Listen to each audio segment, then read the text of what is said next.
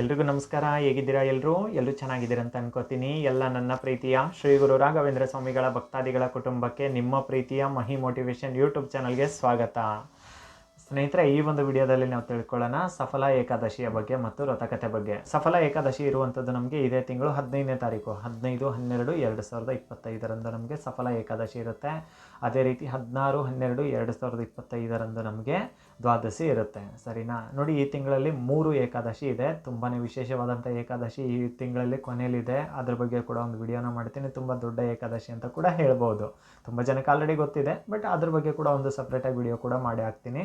ನೋಡಿ, ಸಫಲ ಏಕಾದಶಿಯ ವ್ರತಕಥೆನ ತಿಳ್ಕೊಳ್ಳೋಣ. ಮೊದಲನೇದಾಗಿ ತುಂಬ ಚೆನ್ನಾಗಿದೆ.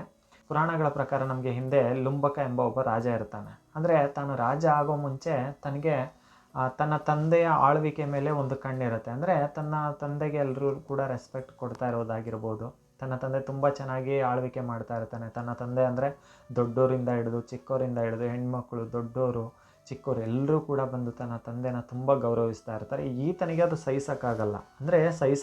ಅಂದರೆ ನನಗೆ ನಮಸ್ಕಾರ ಮಾಡಲಿ ಅನ್ನೋ ರೀತಿ ಇವನು ಸ್ವಲ್ಪ ದೊಡ್ಡವನಾಗ್ಬಿಟ್ಟಿರ್ತಾನೆ. ರಾಜ್ಯವನ್ನು ಆಲ್ರೆಡಿ ನನ್ನ ತಂದೆ ಬಿಟ್ಕೊಟ್ರೆ ನಾನು ಮಾಡ್ಬೋದಲ್ಲ ಅನ್ನೋದು ಒಂದು ಕಣ್ಣಿರುತ್ತೆ. ತನ್ನ ತಂದೆ ಮೇಲೇ, ತಂದೆ ರಾಜ್ಯ ಆದರೆ ತನ್ನ ತಂದೆನ ಬಿಟ್ಟು ತಾನಲ್ಲಿ ಕೂತ್ಕೋಬೇಕು, ತಾನು ರಾಜ ಆಗಬೇಕು ಅನ್ನೋದು ಭಾಳ ಆಸೆ ಇರುತ್ತೆ. ಆ ಸ್ವಾರ್ಥ ಎಲ್ಲಿಗೆ ಹೋಗ್ಬಿಡುತ್ತಂದರೆ ತನ್ನ ತಂದೆ ಕಥೆನೇ ಮುಗಿಸ್ಬಿಡ್ತಾನೆ ಈತ. ಅಷ್ಟು ಕ್ರೂರಿ, ಅಷ್ಟು ಕೆಟ್ಟವನಾಗ್ಬಿಡ್ತಾನೆ.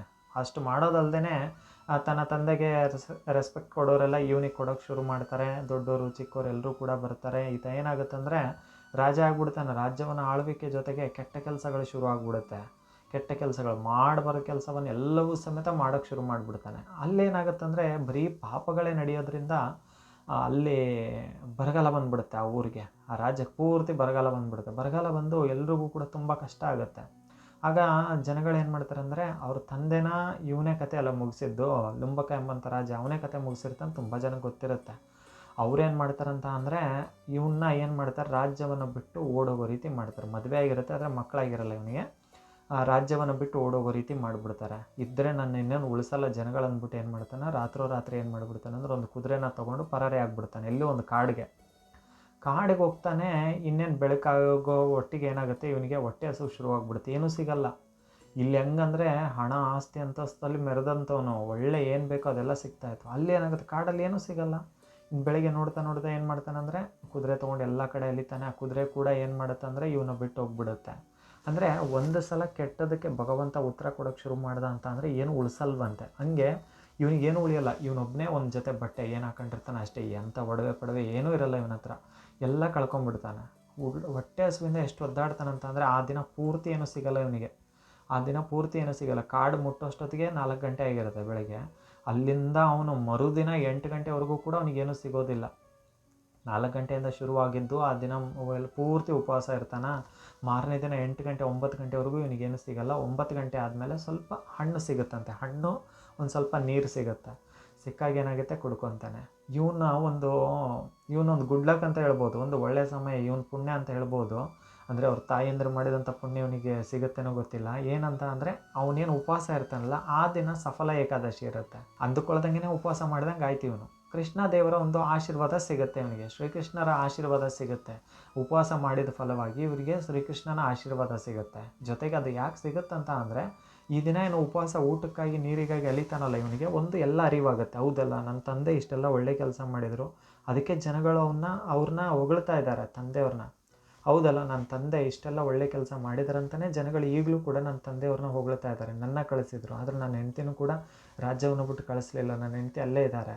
ಆದರೂ ನಾನು ಮಾಡಿದಂತಹ ಕರ್ಮಕ್ಕೆ ನಾನು ಅನುಭವಿಸ್ತಾ ಇದ್ದೀನಿ. ಇನ್ಮೇಲೆ ಇದನ್ನು ಮಾಡಬಾರ್ದು, ಜನಗಳ ಸೇವೆ ಮಾಡೋಕ್ಕೊಂದು ಅವಕಾಶ ಬೇಕು ಅಂತ ದೇವರ ಹತ್ರ ಇವನು ಪ್ರಾರ್ಥನೆ ಮಾಡ್ಕೋತಾನಂತೆ. ಗೊತ್ತಿಲ್ಲದೆ ಉಪವಾಸ ಮಾಡ್ತಾನಲ್ಲ, ಅದರ ಫಲವಾಗಿ ಇವನಿಗೇನಾಗುತ್ತೆ, ಇವನಿಗೆ ತಪ್ಪಿನ ಅರಿವಾಗಿರೋದ್ರಿಂದ ಶ್ರೀಕೃಷ್ಣರ ಆಶೀರ್ವಾದ ಸಿಕ್ಕು ಮತ್ತು ರಾಜ್ಯ ಸಿಗುತ್ತೆ.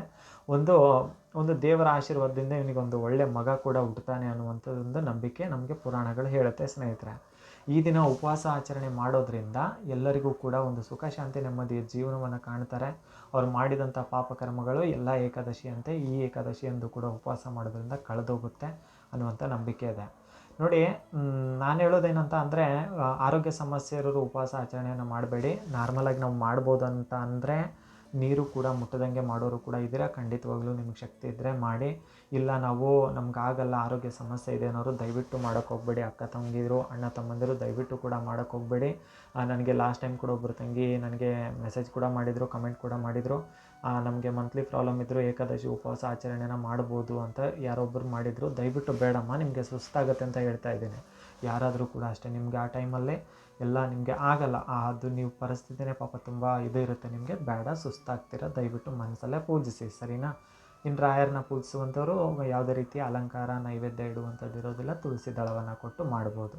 ಆಫೀಸಲ್ಲಿದ್ದೀನಿ, ಸ್ವಲ್ಪ ಸೈಲೆಂಟಾಗಿ ಮಾತಾಡ್ತಾಯಿದ್ದೀನಿ. ಈ ತಿಂಗಳಲ್ಲಿ ತುಂಬ ದೊಡ್ಡ ಏಕಾದಶಿ ಇದೆ, ಅದ್ರ ಬಗ್ಗೆ ಕೂಡ ಒಂದು ವಿಡಿಯೋನ ಮಾಡ್ತೀನಿ. ಜೊತೆಗೆ ಒಂದು ಕ್ಷಮೆ ಕೇಳ್ತೀನಿ, ಹಿಂದಿನ ಒಂದು ವಿಡಿಯೋದಲ್ಲಿ ತುಂಬ ಜನ ಕಮೆಂಟ್ ಮಾಡಿದ್ದೀರಾ, ರಿಪ್ಲೈ ಮಾಡೋಕ್ಕಾಗಿಲ್ಲ. ಪ್ರತಿಯೊಬ್ಬರು ಕಮೆಂಟ್ಸ್ ಕೂಡ ನೋಡಿದ್ದೀನಿ ನಾನು. ಪ್ರತಿಯೊಬ್ಬರು ನಾನು ಪೂಜೆ ಮಾಡಿಸೋದ್ರ ಬಗ್ಗೆ ಹೇಳಿದ್ದೆ, ಸದ್ಯದಲ್ಲೇ ಮಾಡಿಸ್ತಾ ಇದ್ದೀನಿ. ಗುರುಗಳು ಕೂಡ ಡೇಟ್ ಇನ್ನೂ ಕೊಟ್ಟಿಲ್ಲ. ಈ ತಿಂಗಳು ಅದೇ ಹೇಳಿದ್ನಲ್ವ, ನಮಗೆ 30ನೇ ತಾರೀಕು ಒಂದು ಏಕಾದಶಿ ಇರೋದ್ರಿಂದ ಅದರಲ್ಲಿ ಬ್ಯುಸಿ ಆಗಿದ್ದಾರೆ ಅವರು, ಸ್ವಲ್ಪ ಆ ಕಡೆ ಎಲ್ಲವೂ ಕೂಡ. ಅದೆಲ್ಲ ಆದಮೇಲೆ ಒಂದು ಒಳ್ಳೆಯ ದಿನ ನೋಡಿ ಪೂಜೆನ ಮಾಡ್ತೀನಿ ಅಂತ ಹೇಳಿದ್ದಾರೆ. ಆಲ್ರೆಡಿ ರಾಯರಿಗೆ ಒಂದು ಮುಟ್ಟಿಸಿದ್ದೀನಿ ನನ್ನ ಸೇವೆಗಳದೆಲ್ಲವೂ ಕೂಡ.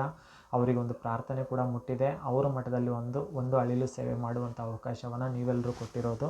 ಅದನ್ನು ನಾನು ಆದಷ್ಟು ಬೇಗ ಮಾಡ್ತೀನಿ. ಆ ದಿನ ವಿಡಿಯೋ ಕೂಡ ಅಪ್ಲೋಡ್ ಮಾಡಿರ್ತೀನಿ. ಚಿಂತೆ ಮಾಡೋಕ್ಕೆ ಹೋಗಬೇಡಿ, ರಾಯರಿದ್ದಾರೆ. ರಾಯರು ಇರೋದಕ್ಕೇ ಜೀವನ ಒಂದು ರೀತಿ ಏನೋ ಕಳೆದೋಯ್ತು, ಮುಗ್ದೋಯ್ತು ಅನ್ನೋಷ್ಟು ಮಟ್ಟಿಗೆ ಹೋದರೂ ಕೂಡ ನಮ್ಮ ಜೀವನಗಳು ಎಲ್ಲೋ ಒಂದು ಕಡೆ ಸರಿ ಹೋಗ್ತಾ ಇದೆ, ಸರಿ ಹೋಗುತ್ತೆ. ನಿಮ್ಮ ಮನೆ ದೇವ್ರನ್ನ ವಿನಾಯಕರನ್ನ ನಿಮ್ಮ ಮನೆ ದೇವ್ರನ್ನ ರಾಯರನ್ನ ನೆನೆಸ್ಕೊಂಡು ಪ್ರತಿದಿನ ಶುರು ಮಾಡಿ, ಖಂಡಿತ ಒಳ್ಳೆಯದಾಗುತ್ತೆ. ಪ್ರತಿಯೊಬ್ಬರಿಗೂ ಕೂಡ ಒಳ್ಳೆಯದಾಗಲಿ. ನಗ್ನಗ್ತಾ ಇರಿ, ಸರಿನಾ? ನಮಸ್ಕಾರ.